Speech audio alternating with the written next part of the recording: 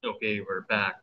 So sa video na ito, pag-uusapan naman natin yung third general rule of a categorical syllogism. Okay? Ano ba ang ibig sabihin ng third general rule? Basahin natin. The quantity of the major and the minor term must be particular in the conclusion if it is particular in the premises. Okay? If it is universal in the premises, it can either be particular or universal in the conclusion. Ngayon, nabanggit natin, ulitin-ulitin natin, ang proposition ay merong quality at quantity. Pagka hinahanap natin ang quality ng proposition, either affirmative or negative lang yan.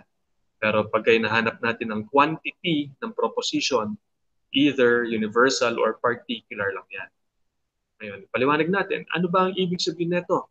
Ang focus ng rule number 3 ay yung quantity. Quantity ng alin? Yung quantity ng major at minor term. Okay? Kung particular daw siya sa premises, ilan ang premises natin sa isang syllogism? Dalawa lang, yung major premise and the minor premise. So kung ang quantity raw ng major at minor term ay particular doon sa premises, kailangan particular lang din siya sa conclusion. Pero kung ang quantity niya universal sa premises, sa conclusion, maaari siyang universal or particular. Tingnan natin yung halimbawa rito. All foreigners are tourists. Some businessmen are not tourists. Ergo, some businessmen are not foreigners. Okay.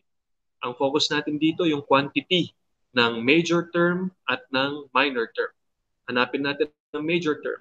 Ang major term daw dito ay ang major term ay yung predicate ng conclusion. Yan. At mahanap dito sa major premise. Ayan. Ang minor term naman ay subject ng conclusion.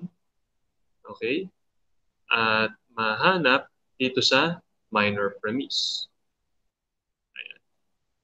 Ngayon, ang focus pa natin dito kasama ang middle term, hindi na.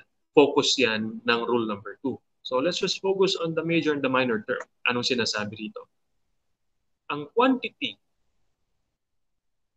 ng major at minor term ay kailangang particular sa conclusion kung particular siyang ginamit sa premises.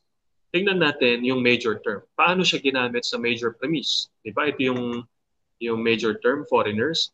Paano siya ginamit sa major premise? Universal. Dahil ayan yung signifier, oh, all. Yan.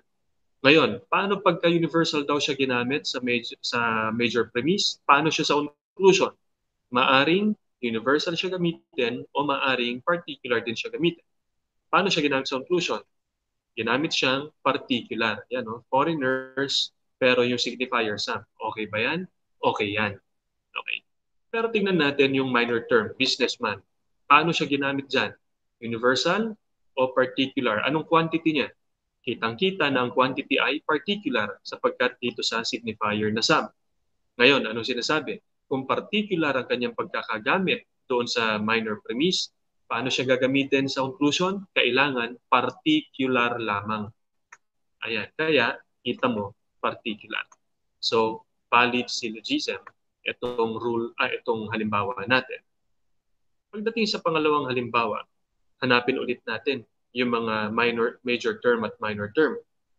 Yung major term dito, yung natural born citizens. Pula yan.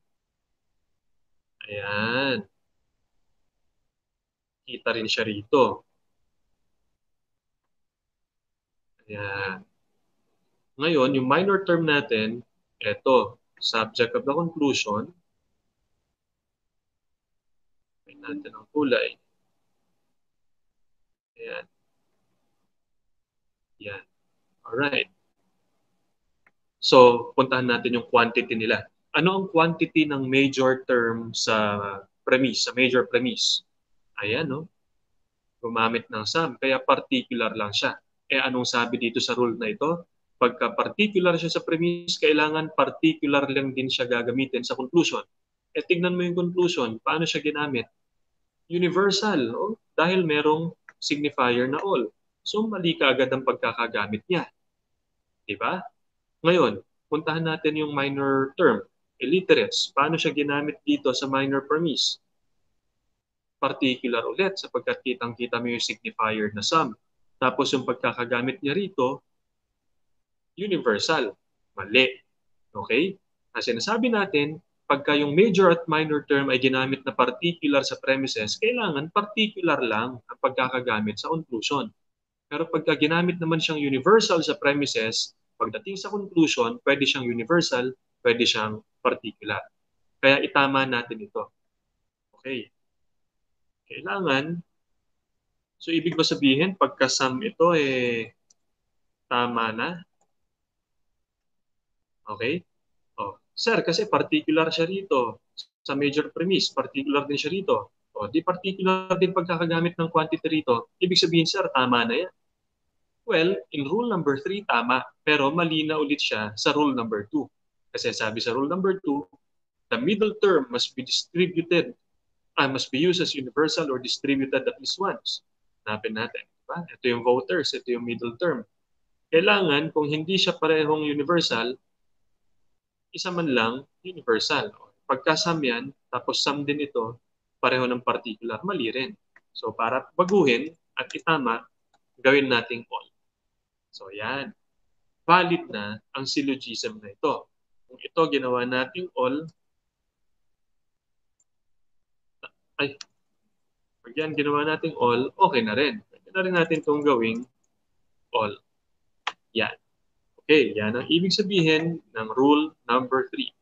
Quantity of the major and the minor term must be particular in the conclusion if it is particular in the premises. If it is universal in the premises, it can either be particular or universal in the conclusion. Yan mga kapatid ang ibig sabihin ng rule number 3. Coming up next is rule number 4. Madali na lang yan.